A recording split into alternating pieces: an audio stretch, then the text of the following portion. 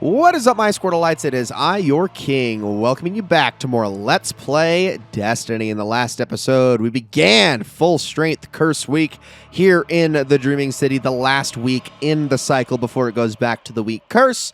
And today, we're going to be doing the Dark Monastery mission here in the Dreaming City. I am out in Aphelian's Rest, Rhea Sylvia, excuse me, and we need to head on over up that way. Ignore the other quest marker down that way. That is for something completely different that I have absolutely no plans on doing in this Let's Play. It's for a very specific quest that involves the Malfeasance exotic hand cannon, and that thing has some quest steps that I'm completely unwilling to put myself through again. So I'm just not even going to bother with it. We're not going to worry about that. We're going to jump right on into the quest. The Scorn are gathering at the entrance to the monastery up ahead. Looks like some kind of siege. We don't have eyes on the ground over there, and I can't leave my post. Could you, maybe? Check it out? Of course. Thanks.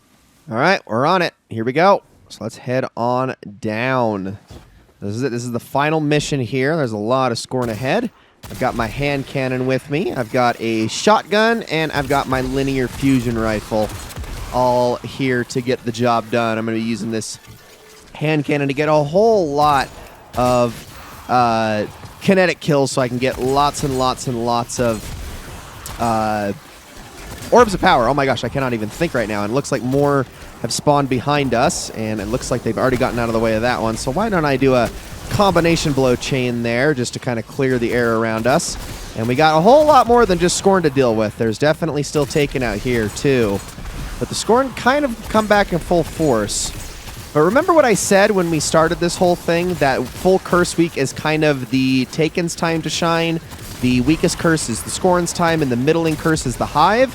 Well, that remains true. Keep that in mind. Man, there are so many of them. Let's get rid of some of these guys with a couple of shotgun shots. Hopefully that guy burns out. It looks like he might. If he doesn't, which I'm pretty sure he did because he's not there behind me anymore, let's use that on you. Perfect. There goes the big guy.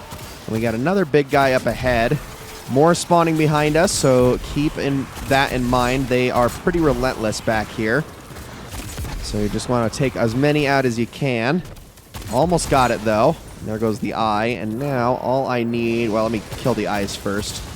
And then I just need to kill this guy. There we go. All right, with everything dead, we can now head on inside. So we're going to be going into a brand new area known as... I think this is the Spine of Kyries, but it actually might be Harbinger's Seclude. I always get the two mixed up. I'm pretty sure this is the Spine of Kyries that we're heading on into, which is a whole new area we have not yet been in. And is something that I am actually going to be showing in the future because, well, I guess I say in the future. I'm sorry. It was probably in a previous episode, now that I think about it. No, it is going to be in the future. Never mind. The chronology of these episodes is so mixed up. I apologize. I need to stop mentioning it because I'm probably confusing you guys more than I'm confusing myself with it.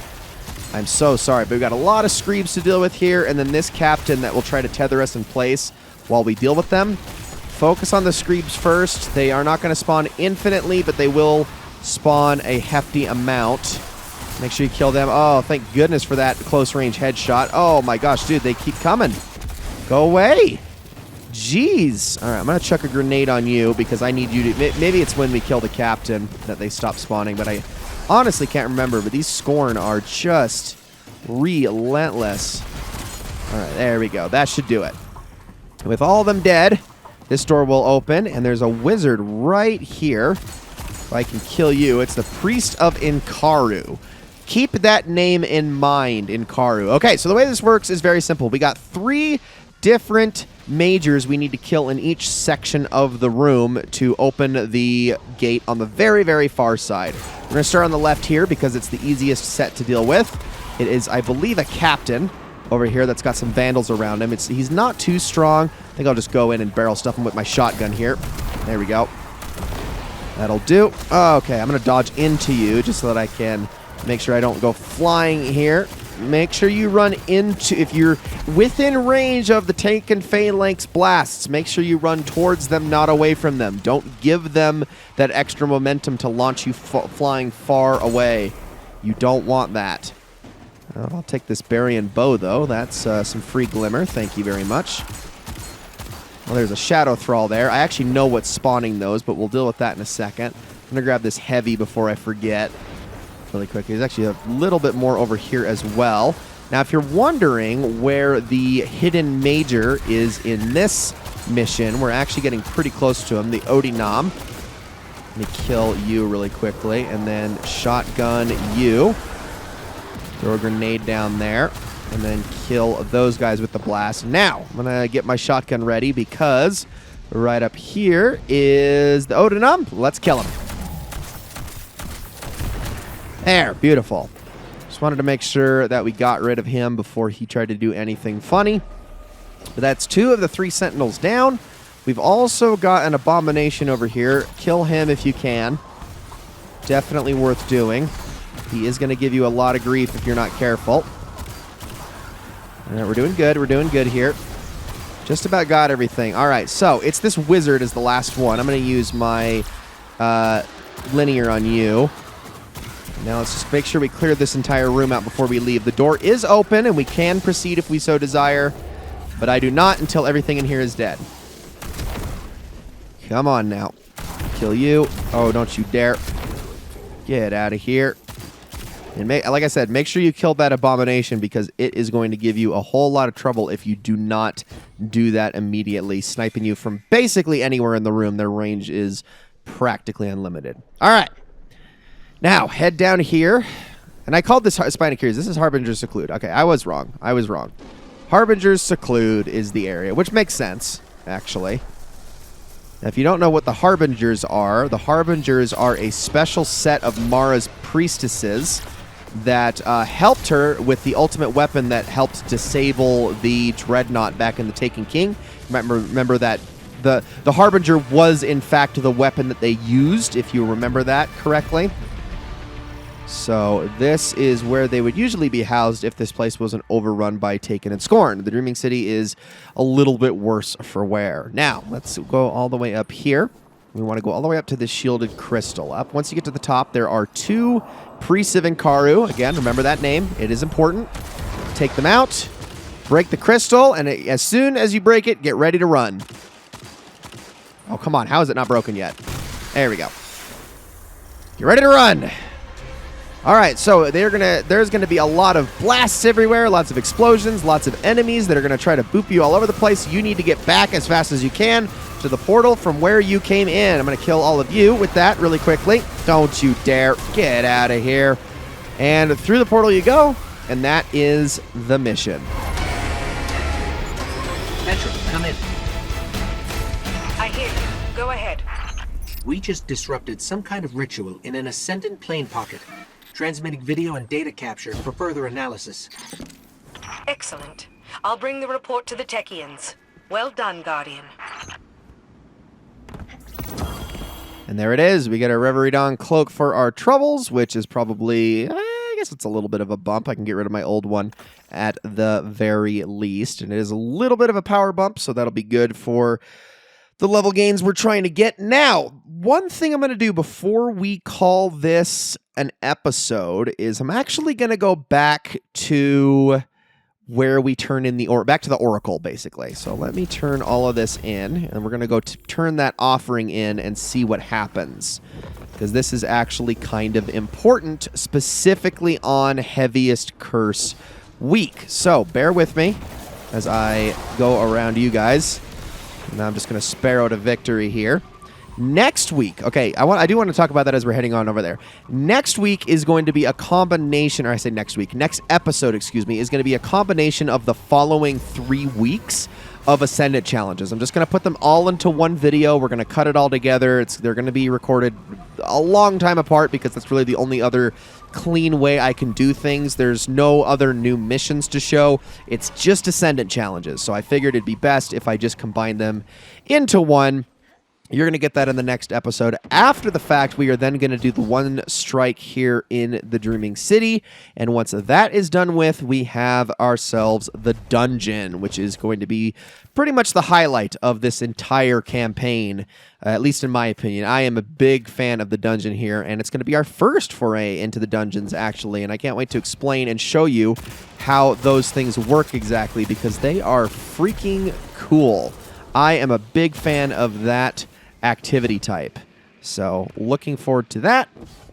Let's head all the way up and show how this works exactly. This is a little bit different from the first 2 times that we offered to the Oracle. So thank goodness for Stompies, I can make it all the way up here easily. Let's present that, and you'll notice that the chest doesn't just spawn this time.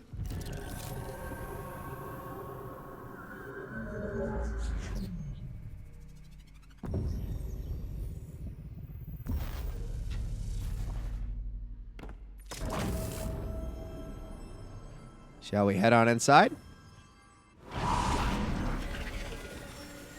Welcome, everybody, to the Queen's Court. Now, this is a bit complicated. So, there is a chest that spawns here, but here's the thing. When Forsaken first came out, each week, this stuff was all time-gated. There was no such thing as... there was no just singular progression system here. What would happen is the first time on the full strength curse that you would open this up, you would walk in here, and sitting right there in this seat ahead of us would be Mara Sov herself. She would give us a little bit of exposition, tell us what's going on, and then a chest would spawn, which we could take some loot from, much like any other offering. These cutscenes are now gone. And I say cutscenes, they're like soft cutscenes. They're in-engine cutscenes, this little bit of dialogue we get from her. This would happen for the course of, I want to say, 10 weeks.